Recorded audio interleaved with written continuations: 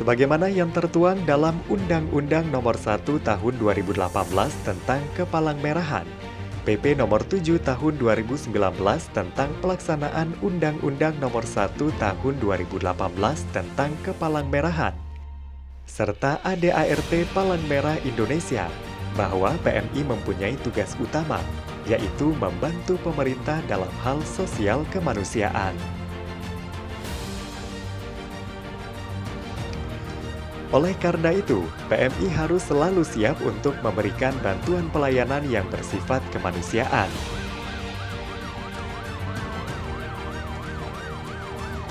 Pelayanan Kepalangmerahan dilaksanakan PMI dalam kondisi bencana, konflik, dan kondisi damai. Dan yang lebih penting, pelayanan PMI diberikan sesuai dengan kebutuhan dan kemampuan, serta kapasitas PMI.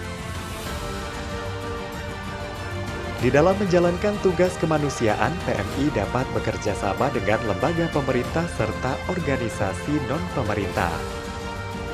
Dengan semakin meningkatnya arus informasi tentang adanya bencana berupa megatrust dan bencana hidrometeorologi dari BMKG, maka pengurus PMI Kabupaten Jember tahun 2021 mencanangkan dan menyusun program kerja.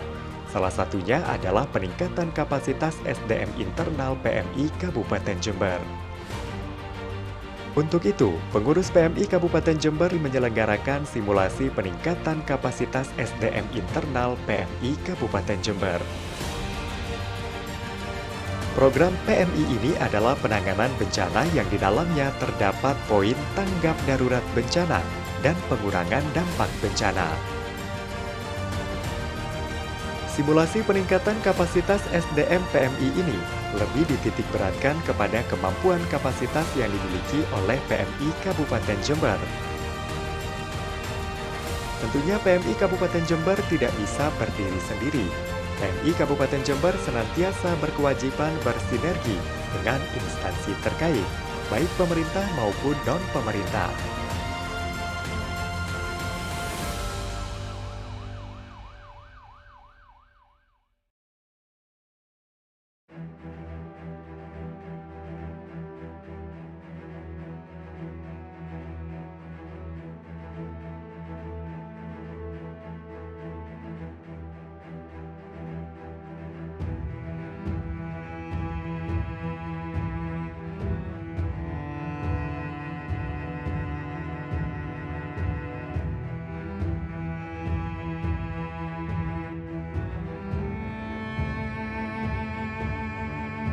Berikut kami sampaikan beberapa kapasitas yang dimiliki oleh PMI Kabupaten Jember yang tersirat dalam struktur operasional tanggap darurat bencana.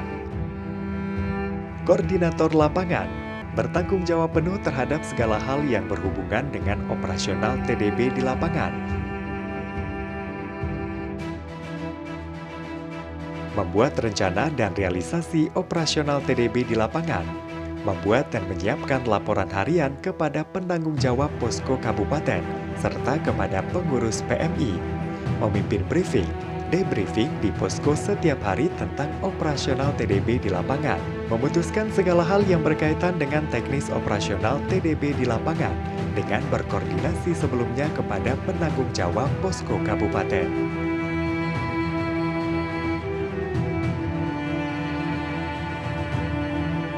Administrasi berfungsi sebagai tata usaha, mengelola sistem pengarsipan di lapangan, mengkaji kebutuhan-kebutuhan yang diperlukan dalam penanganan bencana, menyiapkan sarana bantuan dan administrasi, bertanggung jawab dalam melaporkan kegiatan kepada koordinator lapangan.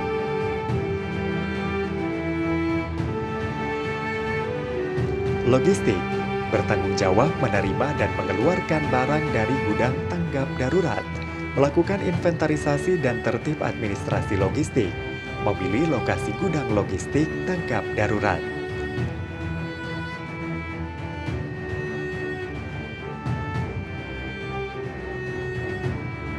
Asesmen, melakukan asesmen di wilayah yang terkena dampak bencana, melakukan analisis data yang didapat dari asesmen, menyediakan data untuk menjadi bahan pengambilan keputusan dalam operasi, mencari dan atau mengumpulkan data yang berhubungan dengan kebutuhan-kebutuhan prioritas korban.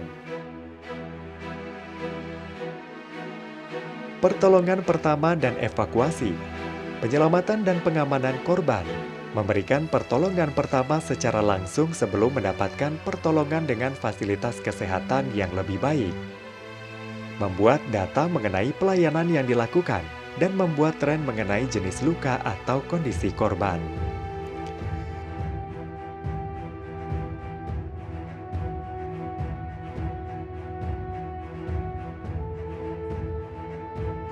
Pencarian dan evakuasi korban, memberikan pertolongan pertama jika diperlukan, memberikan laporan kegiatan evakuasi harian untuk keperluan update data dalam setiap evaluasi harian, membantu mendirikan penampungan, transportasi, dan lain-lain.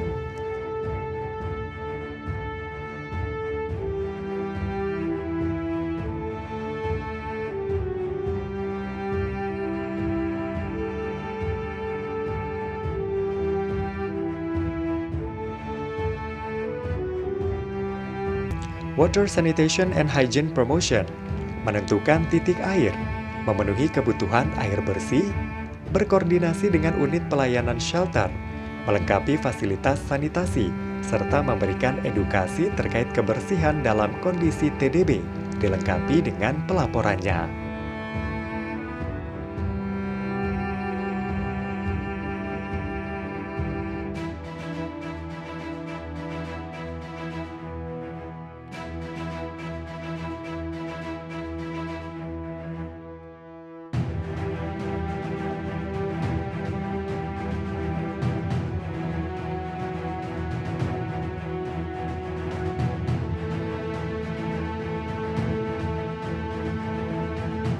Dapur umum, mempersiapkan makanan untuk korban dan seluruh petugas operasi tanggap darurat, penyusunan menu makanan, pelibatan masyarakat dalam melakukan aktivitas dapur umum, mempersiapkan logistik yang berkaitan dengan masalah dapur umum.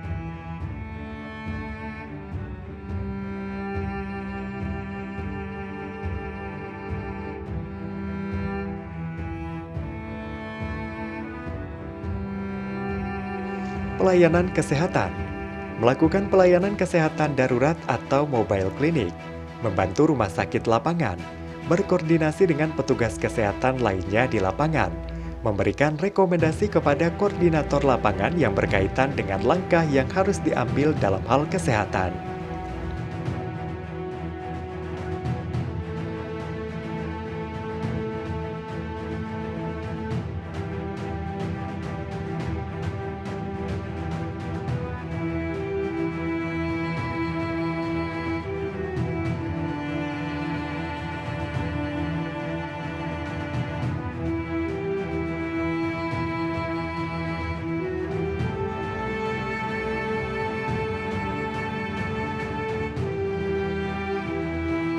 Restoring Family Link, melakukan kegiatan-kegiatan RFL, membuat daftar Saya Selamat Saya Mencari, menyediakan media untuk menghubungi keluarga, memfasilitasi ketika ada kebutuhan reunifikasi.